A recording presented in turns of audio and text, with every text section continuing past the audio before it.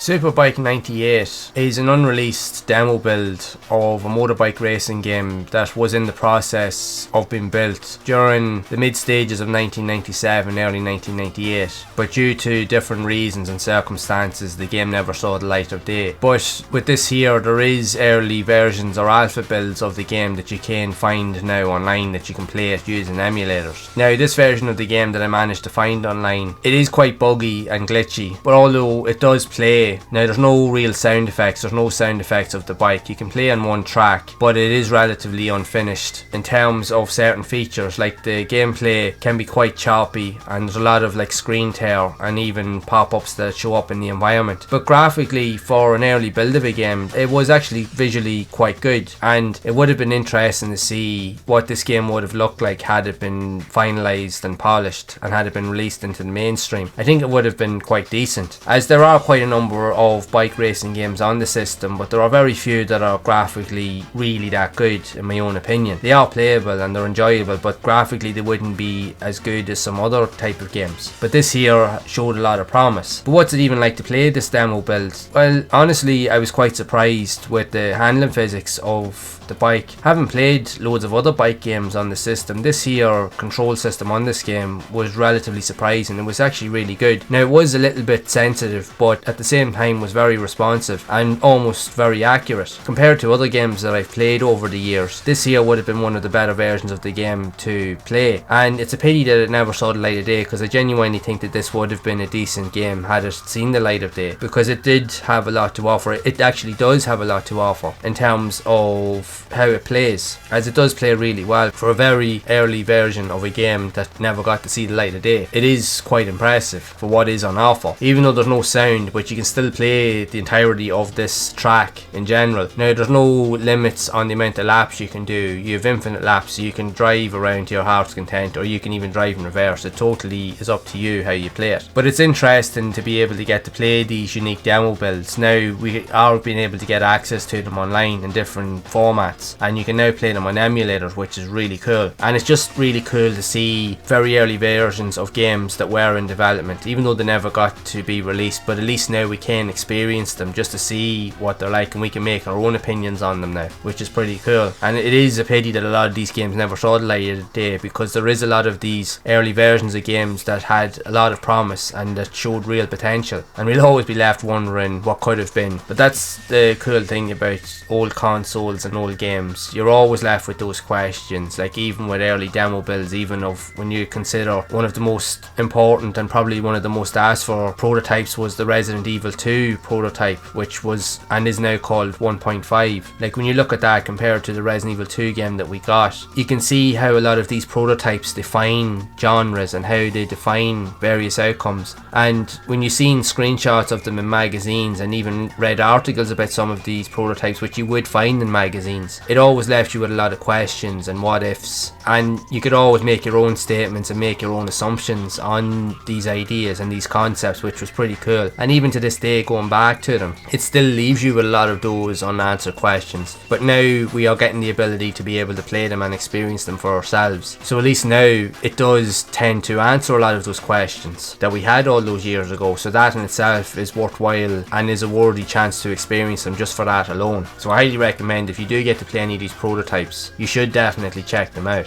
if you can. So I'd love to know what your thoughts are of this demo build of Superbike 98 for the PlayStation. Did you know anything about it, or did you even have any information regarding the game or any of its development back in the early days of the PlayStation? I'd love to hear your thoughts on this demo build, so be sure to share it down in the comments below. And if you have enjoyed this video, make sure to leave a like, subscribe to the channel and hit the bell to be updated when future videos are released. And if you'd like to see more videos on other demo builds and reviews and gameplay style videos that I have on the channel, then make sure to check out this playlist here on screen for more videos to see those games in action. And until next time, make sure to keep playing those classic games and enjoying them, and keep those gaming memories alive.